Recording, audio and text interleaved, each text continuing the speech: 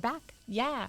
And right now it's like 50 degrees out. I think that it's like this little trick that the weather's playing on us. Fake spring? Yes. Because last week we had like 24 inches of snow. Yes. And by the time this airs, it'll probably be back down to cold. So, Right. Who knows? So, okay. So anyway, I have seen all of this like talk on my social media about appearances of open houses during snowstorms and things like that. And so I wanted to like pick your brain, figure out what you do, what you think. So basically this guy posts that for 2 days he went out with his people, his buyers, that the first house they had to like traipse through all of this snow. They ended up falling and going to the hospital or something. I don't know. But when they get into the house, there's like wet everywhere because, you know, the snow that they brought in with them. And like, is that a realtor's job to get out there and shovel it or make sure that it's cleared for people that are coming, not even during an open house, but coming just as a viewing? And then the next day he posts that it was like a totally different experience. And when he gets there, the sidewalks are shoveled, the driveway is shoveled, like they were able to just walk right in, like it was so nice. And is that just like a preference, or is it different like when people live there versus they don't? Or what if they do live there and they just don't shovel their shit anyway? oh my gosh. Which question do you want me to start with, Elle? I just gave you all of them, so just start talking. Oh my goodness. So it is going to be definitely depending on the region where you are, what is the actual weather patterns, whether the home is occupied, owner occupied, or even a tenant occupied, or if it's vacant, right? Yeah. And so we're assuming anyway we're talking about residential properties. And no, a realtor is typically not going to go out and shovel snow at a listing that they have, unless they know that they have maybe an elderly family that lives there and nobody's able to get out there and do it, but they know that they have showings lined up. You might have that good steward of an agent who says, I'll go shovel their snow. Or like pay somebody. I'm not saying you or have pay to get somebody, out there in your heels for sure. and your shovel. But I'm saying like having it done. And Yeah. so that is really, the thing is, and I have done many showings with the bad weather, right? I have also scheduled the open house from hell that was nobody needed to be out driving in it. Like it's dangerous. So yeah, you that's have called to, dedication. yeah, or just, No, for like a buyer, if they show up, like they really want to see that house. and that is the reason why I tell buyers, don't ignore winter season as a time not to buy. It may be an optimal time. We talked about that on one of our previous podcasts. I had clients who won deals and got benefits as a result of being out there this winter. So that is a win. Yeah. I have a long-term client that we to this day joke about how we were trudging through all of the snow in our muck-a-luck boots and all the stuff in order to go out and see properties. And that is a huge difference. If the buyer is motivated and they go out in inclement weather, then they are a motivated buyer, which means if I'm working with them, I'm going to do my best to make sure that the listings are lined up for us, that the showings are set, and all the things that we need to be able to do. Now, as the listing agent, you should be ding-a-ling understanding that if you get a showing request during that time and you know we just had a storm or there's weather that's come through, snow on the ground, can you think ahead and say, hey, I've got these showings that are coming up, my people are out of the area, or hey, it's a vacant house, or they're elderly, they can't take care of it, or maybe I just want to lend a hand. Can I line these things up to make it a better experience for the people who are coming through, right? Yeah. You get an advance notice for the majority of this that there's a showing that's scheduled. And that's your precursor as an agent to do your job. It might be that you don't feel that shoveling the driveway is your job or doing these extra things are your job, but I know from experience that this wins. So, of course, I had a listing, and when that snow came, I'm like, house doesn't have any occupant in it. Person who would be normally taking care of it had just had surgery. I'm sending my guy over to do the snow blower and get that cleared. Because when the first showing came in, I contacted him, and within an hour he was out there. And then I had 2 more showings that scheduled back to back. Because like when it rains, it pours. That's the way it goes, right? Yeah. So, okay, let's back up. When you are the buyer's agent and you're setting up like, back-to-back showings, do you ask the selling agent, is it easily accessible today? I don't know that I go that far. I mean, tell your people like, hey, wear your boots. Yeah, I don't do that, but obviously for my part, I know that I need to be dressed accordingly, right? So Yeah. I'm not going to be in the heels and a dress at that point. I'll have my boots in the back at least. But also making sure what's comfortable for my clients. Now, if they have any accessibility issues already, then I have to proactively work for their benefit and say, hey, we may be coming in, but we have a wheelchair, we have a disabled, or we have some situation, right? So we want to make sure that the pathway is going to be there. If it's not, then we'll put this on the back burner and maybe circle back or something like that. Or do you ever ask, like, if there's an attached garage, like, hey, can we just pull in the garage to get out? I've never gone through the garage to get into the house in that way, right? That would be an idea. What a novel idea that is. Right. Yeah, but most of the time you don't get garage door codes or Oh, anything, yeah, 'cause so of the that would be the lockbox. issue. Yeah, but the agent could certainly park, go in through, open the garage door, and let the person pull in there. So that's a novel idea and approach to that. But the bigger thing is that people always ask, well, am I required to shovel?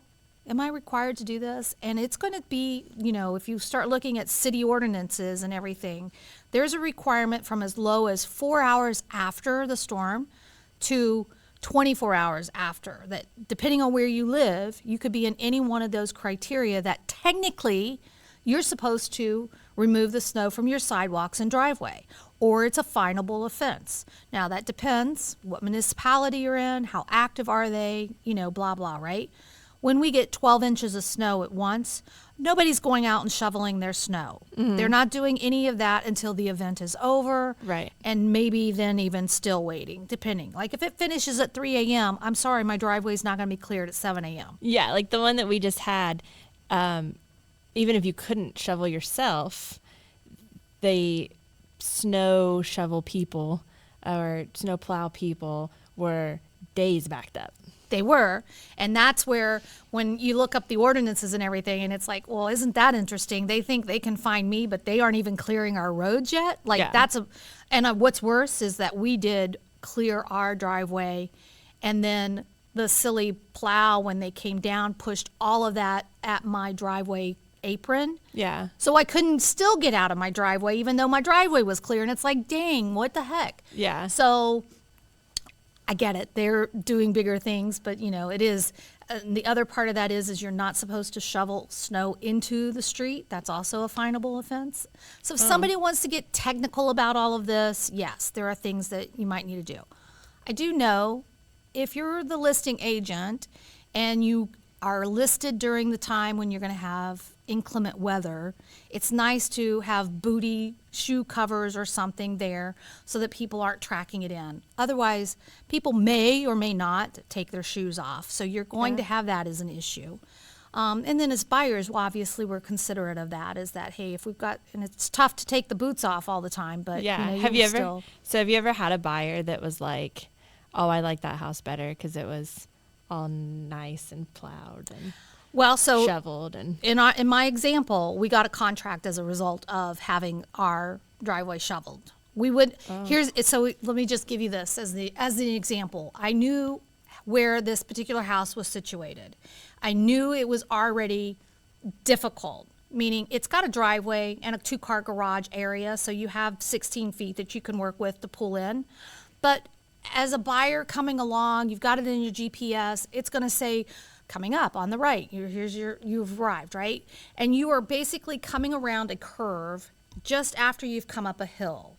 And then there's a street, not directly across, but kind of still catty corner to this. So there's oncoming traffic, and then you've got the hill that goes down. So it's already a situation where if 2 cars are pulling in, because you've got an agent that's driving in their car and then the buyer One or the other is going to get there first. If they pull into the driveway, the other one is likely going to park in front of the house in the curve of the street, but still be safe, right? Yeah. Now, if you consider that now you've got snow being plowed and there's probably push off, so now you have a narrower roadway surface. In my head, I was thinking I wouldn't want to park on the street knowing that it's limited and already a dangerous situation. And if I pull in the driveway and it's not been plowed or cleared, then I'm not going to be able to even do that. Like, it's 12 inches is a lot to say you're going to just drive over it, right? Yeah. You need to, we're not talking about an inch here. We're talking about 12. So there's a big difference. So I knew that was a had to situation. Now, if I were driving and the buyers and they were already, maybe we've had one of those that was difficult, we could come up to one and let's say it's not cleared. The snow is still there. It's not an easy access. And they could potentially say, we'll just look at it another time, or we're going to pass on this one for now. So you have to understand, if it's not convenient, then people will likely not go through it, right? Yep. And if that's the case, they could be the buyer, that could be the right house, but we just made it difficult for them. Yeah. So you try to remove all of those obstacles and just make it as nice as you can. I may not have been able to get my guy out there with an hour notice or anything like that, considering, but in this case it worked out, and that's all that matters. Okay, so not in wintertime. What if you had a house that, vacant or not, the grass is like, do you get it mowed as the agent so it looks better, so you get a higher price? Does that kind of correlate in your experience? Well, and that's really one of the things when we talk about listing the house, the things that you can do to help make the house presentable at each of the showings. And again, if it's vacant, it's harder for people to get over there on a schedule, get it. But you still have the upkeep and maintenance aspect for your home, right? Yeah. And so whether you live there or you don't, you still know that every 2 to 3 weeks your grass has got to get cut. In the summer, it's like every week. Depending, I don't know, 2 to 3 weeks. We're 18-inch territory. Oh my gosh. Well, and then you get back into municipalities fining people that they will come and cut your grass. So there are, and that's a real thing. From May to October, those municipalities are making that extra money by cutting the grass. So if you let it go too long, you're going to get it. Yeah, It's or gonna you come on just there. like happen in my neighborhood where all of the neighbors talk about you on the neighborhood Facebook page. Oh my. To the point, because this house was doing some kind of natural growth thing. I don't know. It looked yeah. like shit. Everybody thought that it looked like shit. It was like stupid tall, and one of the neighbors went out there with like a ruler because there is some ordinance that it can't be over. It doesn't matter if it's natural or regular grass. Yeah. And sure enough, like the people responded and they were like, we're getting our people back out here and we're just forgetting most of the natural stuff, and they put sod down. Like, I guess they were tired of being talked about. Right. Well, I mean, you know, there's a little bit of the shame game, right? Right. And there's a house in Kettering that when I went by, it's like a jungle in the front yard. Mm-hmm. And because it's a flower garden, they don't have to do anything to it, which is crazy. It looks like shit. It looks like Jumanji. Well, I mean, and that's the thing. I mean, especially when the house is on a corner and then you've got a stop sign or across the intersection or anything like that. I always get concerned about that. I think even the shrubs, once they get out of control, it's a hazard. Nicer. So you definitely want to present yourself as well as you can. And one of the fun facts and trends, obviously, in real estate, if you want to add value to your property, spend your money on your landscaping. Yeah. You get double your money back, typically in value. So landscaping goes a long way. It's up there with doing a bathroom or kitchen renovation. Wow. I didn't know So it's that. an important part. Don't give it up. Okay. So I also want to do a PSA because recently we had a friend die after shoveling snow. Oh. And it doesn't matter if you're young or old. Just kind of be aware that if you go out and you shovel snow and you think like, oh, I pulled something in my chest, go get checked out. Yep. Yeah. She was only 2 months older than me, which is like 35 years old. Oh my gosh. Yeah. Wow, that's and crazy. now we don't know the cause of death. It hasn't come back yet, but I mean, she didn't do drugs or any of that stuff. So kind of all signs point to, Yeah. it was this heart attack thing. And like you said, it's not necessarily age dependent if you have any underlying or any potential. It is something to really consider, right? Mm-hmm. And I am conscious of it, just that I don't want to get bundled up and go out there and deal with it. But it's also something that you want to consider. Like, my son has the snowblower, so he's my go-to person when I need something, which is why I could get him in an hour, right, to respond probably. But this last time, he also did several of our neighbors because he's already got the snowblower out. Like, Yeah. it's not any extra effort. It's not like he's out there hand shoveling it, Yeah. which he's done before. Have you seen those shovels that throw the Yeah. snow? I have one of those. Those Oh, are you pretty do? cool. Yeah. But you can't throw your snow in the street, so you just have to make sure you turn it the right way. Yeah. But I mean, just be considerate of people, because again, you don't want somebody to have a situation out there when they're just trying to clear the pathway. In our neighborhood this past time, I did notice most of us did not clear our sidewalks, and that is part of the requirement. You're supposed to clear your sidewalks. So one of the things that I think we had talked about is, because I did property management, what's the requirement? Are you required to do this? If you do anything like start shoveling the snow, then you need to do de-icer and all of those things. Otherwise, if the sidewalk is covered and it's natural, this element has happened, then you have less liability than if you go out there and you're the good person and you start shoveling it. Well, then it snows more, but it's not as high as the other. It still gives the appearance that you've tried to do this. You have a higher liability risk associated with that. Well, plus I feel like if it's got to be all or nothing. Like every neighbor has to shovel the sidewalk or nobody does. Or if you're in Oakwood, don't they do it for you? Do they do that for you? Well, that's a nice benefit, right? Well, Yeah, there's your they tax do. dollars at work. Right. They also will come up to wherever your trash cans are, that you don't have to put them to the curb. Oh, yeah, that's There. nice. Yeah. And I think in our case, we had 2 people that did it, and they're right where the bus stop is. That makes Oh, sense. yeah, it They're does. wanting to make sure that the kids have a place that's safe to stand and, not all covered in snow and everything. Yeah. So just consideration goes a long way. Yeah. So hopefully we don't have any more snow this Hopefully. year.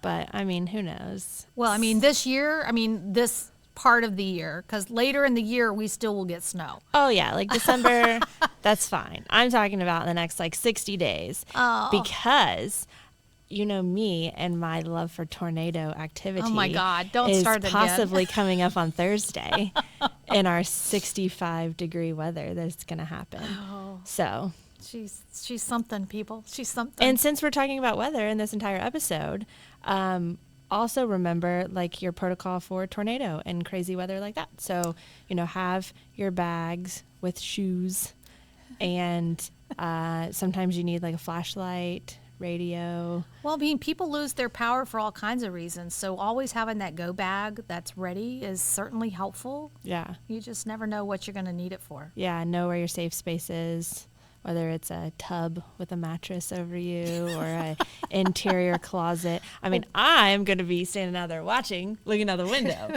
but Most of us are still in I need a warm blanket in my car in case I get stranded on the roadway. True, but there is like a legit severe tornado weather warning for this Thursday. My goodness. So by the time this airs, which will be Tuesday, we'll be past the Thursday, and we will just not know. We will know if it happened or not. Was Ellie speaking in forecast mode or what? Yeah, and when we start going into spring, Yes, it's it's our there season. is. It's my season. I love it. Ryan Hawley, y'all, is permanently on my TV all spring. All spring. But you got to be like up with the weather. There you go. Yeah.